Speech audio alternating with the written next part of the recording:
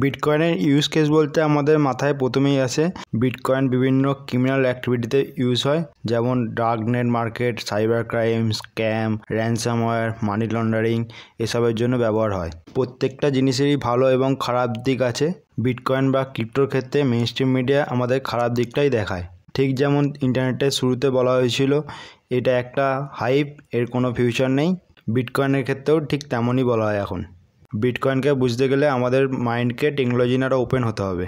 Chain analysis ইউএসের একটা block chain analysis farm, তারা একটা রিপোর্ট 2024 সালের ফেব্রুয়ারি মাসে পাবলিশ করে। রিপোর্টটির নাম হচ্ছে the chain analysis 2024 crypto crime report. এই রিপোর্টটি থেকে দেখা গেছে যে টোটাল ক্রিপ্টোকারেন্সি ট্রানজাকশন ভলিউমের 0.34% ইলিগাল অ্যাক্টিভিটিতে ইউজ করা হয়েছে।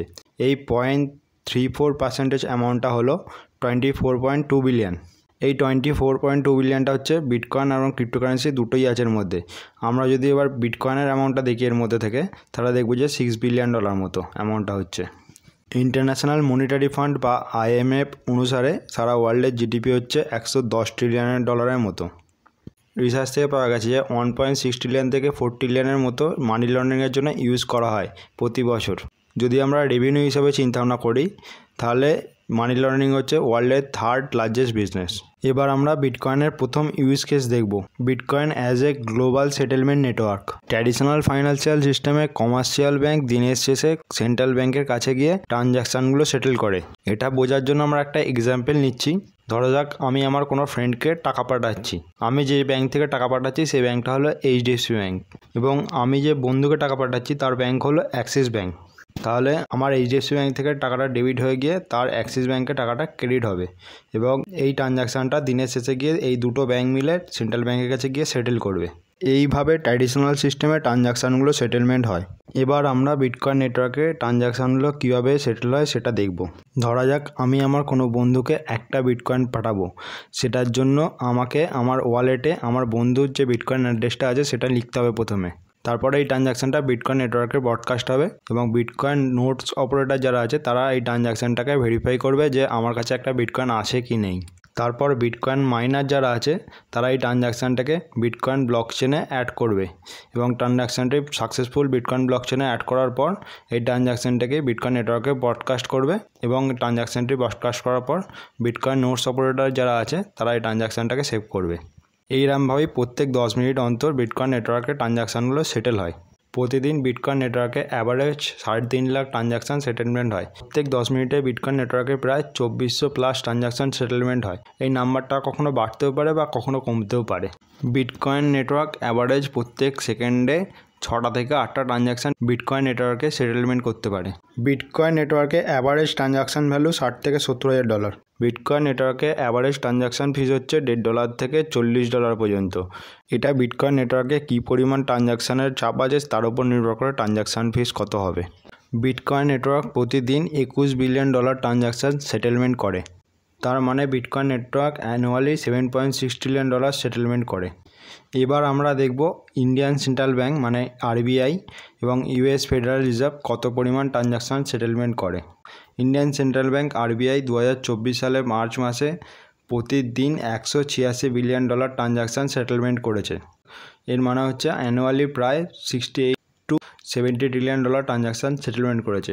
আমরা যদি UPI ট্রানজাকশানে 2023 সালের টোটাল ভ্যালু দেখি, তাহলে দেখবো কিনা যে $2.2 ট্রিলিয়ন মতো সেটেলমেন্ট করেছে RBI। এবার আমরা দেখব যে US ফেডওয়্যার কত টাকা ট্রানজাকশান সেটেলমেন্ট করেছে। US ফেডওয়্যার প্রত্যেক বছর একটা স্ট্যাটিস্টিক পাবলিশ করে, সেই নাম্বারগুলো আমাদের স্ক্রিনের সামনে আছে। 2023 সালে US ফেডওয়্যার টোটাল $1,287 ট্রিলিয়ন মতো ট্রানজাকশান সেটেলমেন্ট করেছে। $1 ট্রিলিয়ন মানে $1000 ট্রিলিয়ন, এবং অ্যাভারেজ ট্রানজাকশান ভ্যালু ছিল $5.62 মিলিয়ন। যদি আমরা US ফেডওয়্যারের ডেলি অ্যাভারেজ ভলিউম দেখি, তাহলে দেখব কিনা যে 7,73,000 মতো ডেলি ট্রানজাকশান ভলিউম ছিল। তার মানে US ফেডওয়্যার প্রত্যেক সেকেন্ডে 9টার কাছাকাছি ট্রানজাকশান সেটেলমেন্ট করতে পারে। এবার অনেকের মনে কোশ্চেন আসতেই পারে, বিটকয়েন নেটওয়ার্ক মাত্র 6 থেকে 8টা ট্রানজাকশান 5 সেকেন্ডে প্রসেস করতে পারে, তাহলে সারা ওয়ার্ল্ডের লোক কীভাবে ইউজ করবে। বিটকয়েন নেটওয়ার্ক হলো একটা বেস লেয়ার, ঠিক যেমন সেন্ট্রাল ব্যাংক একটা বেস লেয়ার, তার উপরে ব্যাঙ্কিং সিস্টেম বিল্ড হয়েছে, এটা হচ্ছে সেকেন্ড লেয়ার, এবং ব্যাঙ্কিং সিস্টেমের উপর বিল্ড হয়েছে ভিসা, মাস্টার কার্ড, UPI মতো সিস্টেমগুলো। আমরা যদি visa master card UPI transaction per second দেখি, তাহলে ভিসার ট্রানজাকশান পার সেকেন্ড হচ্ছে 24,000 ট্রানজাকশান, মাস্টার কার্ডের ট্রানজাকশান পার সেকেন্ড হচ্ছে 5,000 transaction, UPI transaction per second হচ্ছে 4,800 ট্রানজাকশান। ভিসা মাস্টার কার্ড ইউপিআইয়ের মতো বিটকয়েনের একটা লেয়ার 2 সলিউশন আছে, সেটা হলো লাইটিং নেটওয়ার্ক। লাইটিং নেটওয়ার্ক প্রত্যেক সেকেন্ডে 1 মিলিয়ন ট্রানজাকশান সেটেল করতে পারে। সবচেয়ে পপুলার লাইটিং নেটওয়ার্ক অ্যাপগুলো হলো wallet of Satoshi, Phoenix wallet, blue wallet. এছাড়াও Cash App, Strike, Kraken exchange, এদের মাধ্যমে লাইটিং পেমেন্ট করা যেতে পারে। আমরা এর পরের ভিডিওয়ে লাইটিং নেটওয়ার্ক নিয়ে ডিটেলস ডিসকাশন করব। বিটকয়েন নেটওয়ার্ক হলো একটা নিউট্রাল লেজার, এর ফলে পৃথিবীর সমস্ত দেশের লোকই এটা সমানভাবে ইউজ করতে পারে। ইউএস বা ইউরোপিয়ান ইউনিয়ন বা রাশিয়া যখন কোনো দেশের উপর স্যাংশন লাগায়, তখন সেই দেশের সাধারণ লোক সারা ওয়ার্ল্ডের ব্যাঙ্কিং সিস্টেমের থেকে কাট অফ হয়ে যায়। কিন্তু কেউ যদি বিটকয়েন নেটওয়ার্ক ইউজ করে, তাহলে সে ইজিলি ট্রানজাকশান করতে পারবে।